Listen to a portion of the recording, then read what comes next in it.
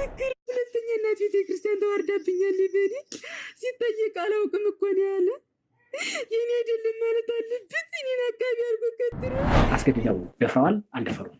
በእኔ በኩል አልደፈርኩም፣ አላደረኩም። አስፈቅደውስ አላደረኩም። እንዴት ሊሆን ይችላል? ይህ ጉዳይ እጅግ በጣም ብዙ የኢትዮጵያ ኦርቶዶክስ ተዋሕዶ ቤተክርስቲያን ምዕመናንን ያስደነገጠ ጉዳይ ነበረ።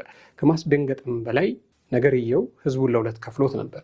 ወዲህ ሴትይቱ እየዋሹ ነው፣ የቤተ ክርስቲያኑትን ስም ሊያጠለሹ ነው በሚሉት መልኩ፣ በሌላ መልኩ ደግሞ አረኛ አባት እንዲማያደርጉም የሚሉም ባሉበት አድርገዋል፣ ተደፍረዋል በሚል ሁለት ጎራ ተፈጥሮ ትልቅ እሰጥ አገባ ተፈጥሮ ነበረ። ጉዳዩ እጅግ በጣም ሲያከራክር ሲያጨቃጭቅ ሄዶ ቀን ሲመጣ ከዓመታት በኋላ ግን የመጨረሻውን ብይን አግኝቷል።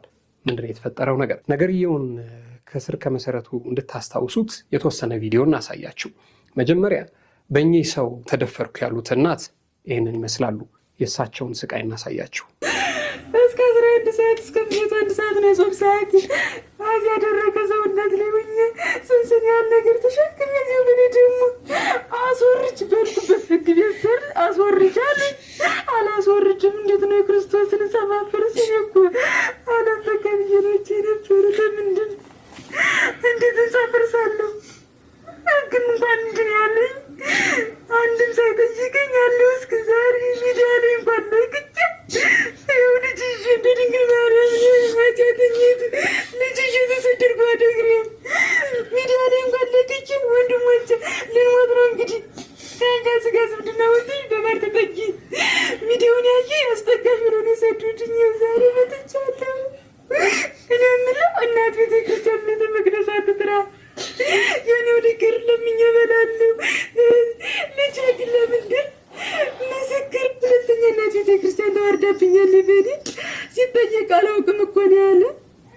የኔ አይደለም ማለት አለበት። እኔን አካባቢ አድርጎ ቀጥሮ ቤተክርስቲያን ተቀምጦ የሰው ልጅ ሰሙት። እኔ አይደለም ማለት እኮ ጥሩ አይደለም። ልጅን ፈተን ታገኘ ጊርዳኝ አባቴ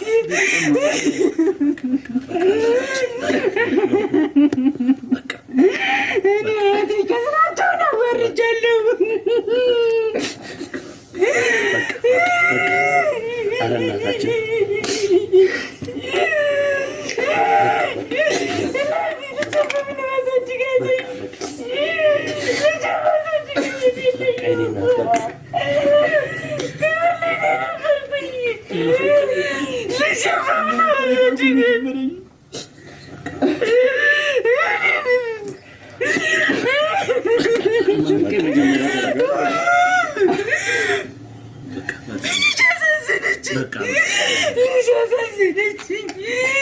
ልትጠፋ ነው፣ ልትታረድብኝ ነው።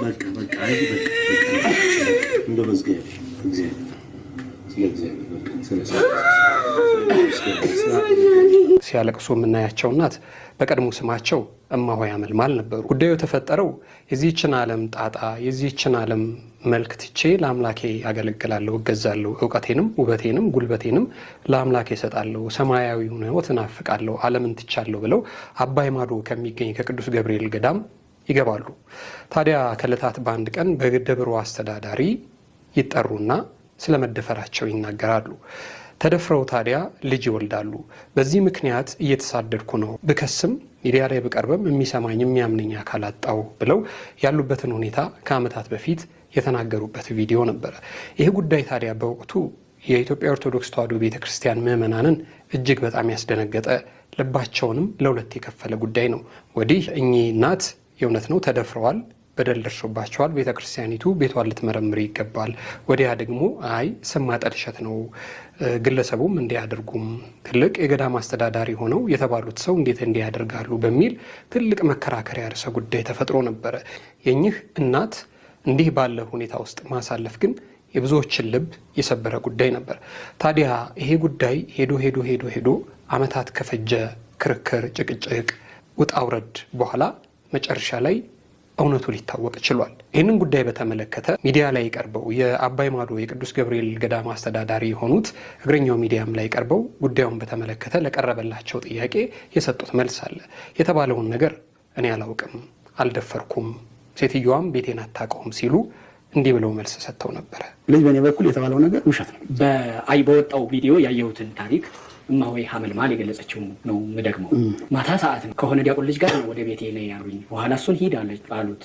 ብቻዬን ቀረው። በኋላ እሳቸው በቲሸርት ብቻ አጠገቤ ራቁታቸው መለመናቸውን ቁመዋል። እናም ከዛ በኋላ የሆንኩትን አላውቅም፣ ተደፈርኩ ነው። ይሄ ታሪክ በምናብ የተፈጠረ ነው ወይስ የሆነ ነው? ከየት የመጣ ነው ታዲያ? ይሄ በራሷ ጓደኝነት ወልዳ ነው እሷ እንዳለችው እርሶ ደፍራዊ ነው የወለድኩት ልጅም ያለችው ካልሆነ የትኛው ነው እውነቱ በእርሶ? እኔ የምኖር ከቤተሰብ ጋር ነው። እህቴ አለች፣ ያጎቴ ልጅ አለች። የተባለችው ሴትዮ ቤቴን አታውቀውም።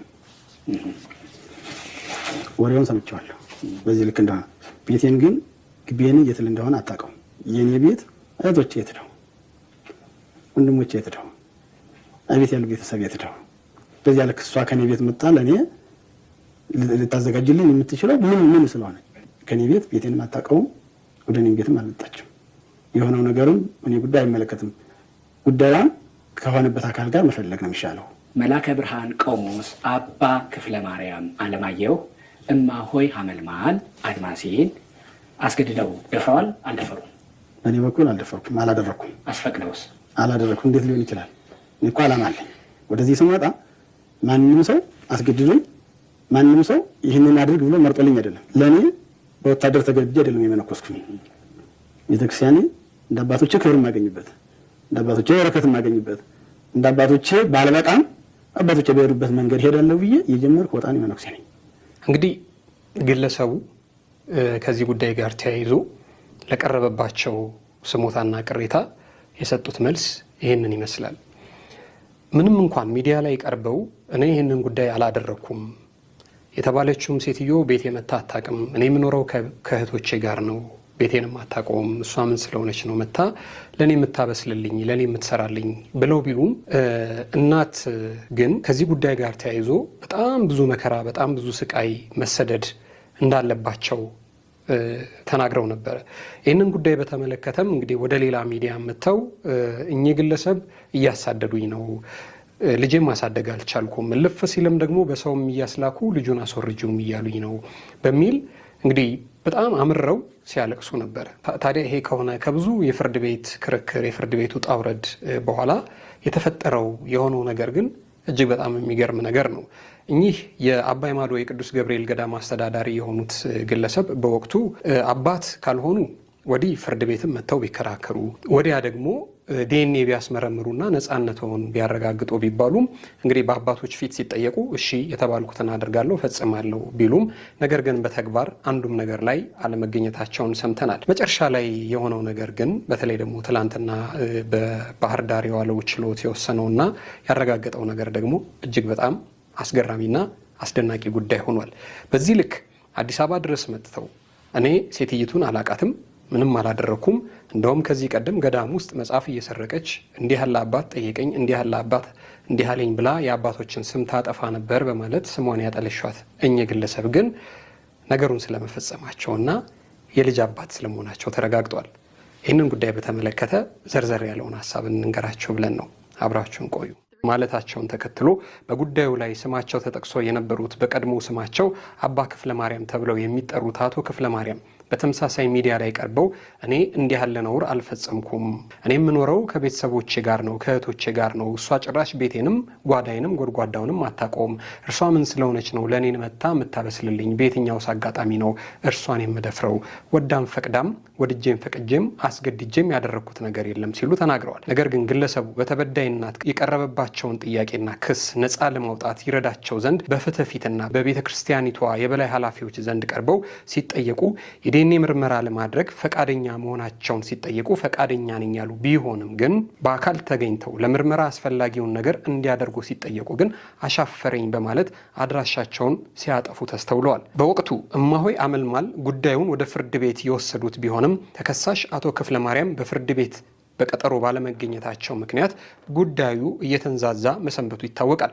ግለሰቡ በወቅቱ የዲኤንኤ ምርመራ አስመርምሮ ራስን ነፃ ከማውጣትም ሆነ ፍርድ ቤት ቀርቦ በፍርድ ለመዳኘት ካለመሞከራቸው በመለስ እጅግ በሚያሳዝን ሁኔታ ራሳቸው በፈጠሩት ችግር የሚሰቃዩትን እማሆይ ሐመልማልን ተገደው ከወለዳት ልጃቸው ጋር በችግር በሰቆቃ ውስጥ እንዲኖሩ ከማድረግም በመለስ የእንገልሻለን ዛቻና ማስፈራሪያ እየደረሰባቸው ኑሯቸው የድመትና የአይጥ ሆኖ እንደሰነበተባቸው በብዙ ሚዲያ ቀርበው በሲቃ እያለቀሱ ሲናገሩ ተሰምተዋል።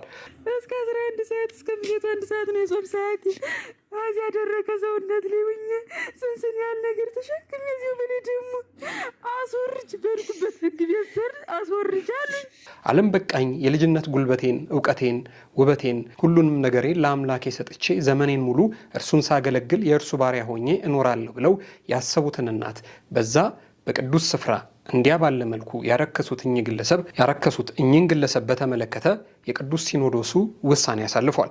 ግለሰቡ ከፈጸሙት እንዲህ ያለ ነውር ጎን ለጎንም በባህር ዳር ቅዱስ ገብርኤል ገዳም ዙሪያ እጅግ ብዙ የማጭበርበር ስራም ይሰሩ እንደነበር ከመታወቁ ጋር ተያይዞ ውሳኔ ተላልፎባቸዋል። የኢትዮጵያ ኦርቶዶክስ ተዋሕዶ ቤተክርስቲያን ቅዱስ ሲኖዶስ በ2018 ዓ.ም የግንቦት ወር ጉባኤው በቤተክርስቲያኒቷ መዋቅርና ንብረት ላይ ከፍተኛ በደልና ማጭበርበር ሲፈጽሙ በነበሩ ግለሰቦች ላይ አስተማሪና ጠንካራ ውሳኔዎችን አሳልፏል።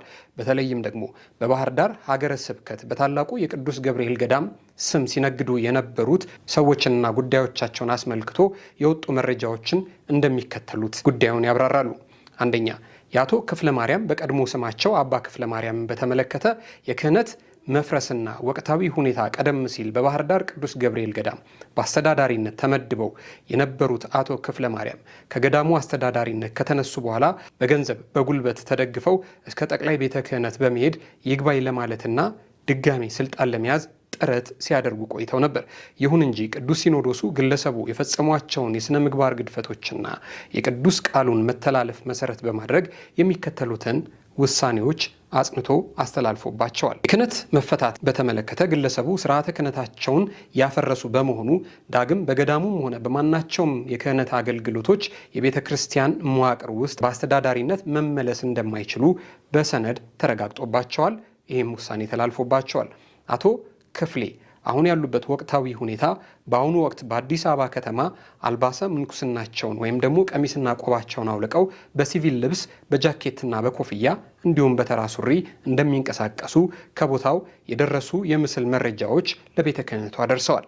ግለሰቡ ካለፉት ስህተታቸው ከመማር ይልቅ አግባብ ያልሆኑ የማስለፍለፊያ መንፈሳዊ አካሄዶችን ወይንም እጽ በመጠቀም ለመጀመር እየተዘጋጁ እንደሆነ መረጃዎች እንደሚጠቁሙም ታውቋል። ሌላው ከኚህ ግለሰብ ጋር ተያይዞ የሚሰማው ዜና ደግሞ ወደ አረብ ሀገር በመሄድ በክህነታቸው ለማገልገል አንዳንድ አባቶችን ደጅ በመጥናት ላይ እንደሆኑም እየታወቀ ይገኛል። ከዚህ ጉዳይ ጋር ተያይዞ በባህር ዳር ከተማ የዋለው ችሎት የመጨረሻውን ብይን ሰጥቷል። አቶ ክፍሌ የልጁ አባት መሆናቸው ፍርድ ቤቱ አረጋግጧል። የቀድሞ የደብረ አባይ ማዶ ቅዱስ ገብርኤል ገዳም ዋና አስተዳዳሪ መልአከ ብርሃን ቆሞስ አባ ክፍለ ማርያም አለማየሁ የአሁኑ አቶ ክፍለ ማርያም አለማየሁ የክህነትና ምንኩስና ሕግን ተላልፈው የገዳሙ የረቂቅ ቤት አቃቢት የነበሩትን እማሆይ ሐመልማል አጉማስን ያለ ፈቃዳቸው አስገድደው በመድፈር ሴት ልጅ ምስክር ክፍለ ማርያም የተባለች እንዲወልዱ አድርገዋቸዋል። መነኩሴዋ ድርጊቱ እንደተፈጸመባቸው ለሕግ ያመለከቱ ቢሆንም ቅሉ ባለጊዜ የነበሩት እኚህ ግለሰብ ግን እግር በእግር እየተከታተሉ የድሃ መነኩሴዋን የሕግ ጉዳይ ይህንን ተንኮልና ገመና ቀድማ የተረዳችው ጫሞኒያ ለእውነት ለፍትህና ለርትህ ከቤተ ክርስቲያን ስርዓትና ቀኖና ጎን በመቆም ድሃዋን መበለት በሞራል በስነ ልቦናና በፍትህ እስክትካስ ድረስ በከፍተኛ ትጋት ስታገለግላት ቆይታለች። በወቅቱ በመጀመሪያ ጊዜ መነኩሴዋን በቪዲዮ ኢንተርቪው በማድረግ በክፍል እየለቀቅን ለህዝብ ክርስቲያኑ ከፍተኛ ግንዛቤ ስንፈጥር ቆይተናል መረጃ ያወጡት አካላት እየጠቀሱ ይገኛሉ። ጉዳዩ የጎላ በመምጣቱ ሌሎች አጋዥ አካላትም ተገኝተው መነኩሴዋን የስነ ልቦናና ተያያዥ የስነ ልቦና ሕክምና አገልግሎት እንድታገኝ ከማድረግ ባሻገርም በወቅቱ እጁ ረጅም የነበረው ይህ ግለሰብ መነኩሴዋንና ልጇን እያሳደደ ሊገድላቸው እንደሚሞክር በቂ ጥበቃና እንክብካቤ በሚያገኙበት ቦታ እንዲቆዩ ተደረገና ክሱ ወደ አዲስ አበባ እንዲዘዋወር ተደርጎ ነበር። ክሱ በሚኖርበት አካባቢ በባህር ዳር ልከሰስ ሲገባኝ ለምን ወደ አዲስ አበባ ሄዶ ተከሰስኩ በሚል ሁለት ጠበቆች ቀጥረው ግለሰቡ በከፍተኛ ሁኔታ ከዚህ በኋላ ነበር ጉዳዩ የባህር ዳር እና አካባቢው ህዝበ ክርስቲያን አጀንዳ የሆነ መምጣቱን ተከትሎ በባህር ዳር ከተማ የአባይ ማዶ ቅዱስ ገብርኤል ቤተክርስቲያን ተቆርቋሪ እውነተኛ ክርስቲያኖች ነገሮችን አመቻችተውና አደራጅተው ክሱ ከአዲስ አበባ ወደ ባህር ዳር ከተማ ወረዳ ፍርድ ቤት እንዲቀየር ያደረጉት። ክሱ እንደቀረበ ክሱን የሚይዝ ዳኛ በመጥፋቱ ከፍተኛ መገፋፋት፣ መጓተትና መደናገጥ ፈጥሮ የነበረ ቢሆንም በጉዳዩ ላይ የባህር ዳር ሀገረ ስብከት አምኖበት መግባባቱንና ክፍሌን ከአስተዳዳሪነትና ከስልጣነ ክህነት በጊዜያዊነት ማገዱን ተከትሎ ሰውየው የገንዘብ ምንጩ የተዘጋበት በመሆኑ ፍርድ ቤቱ ሁለቱንም አካላት ሲያከራክር ቆይቶ ግንቦት 26 ቀን 2018 ዓ.ም በዋለው ችሎት አቶ ክፍለ ማርያም አለማየሁ የሕፃን ምስክር ክፍለ ማርያም ወላጅ አባት መሆኑ በሕግ ተረጋግጦ ማሳደጊያ በወር 5,000 ብር እንዲከፍልና ልጁን እንዲያሳድግ ተወስኖበታል። ይህ ነው እንግዲህ የፍርድ ቤቱ የመጨረሻ ብያኔ።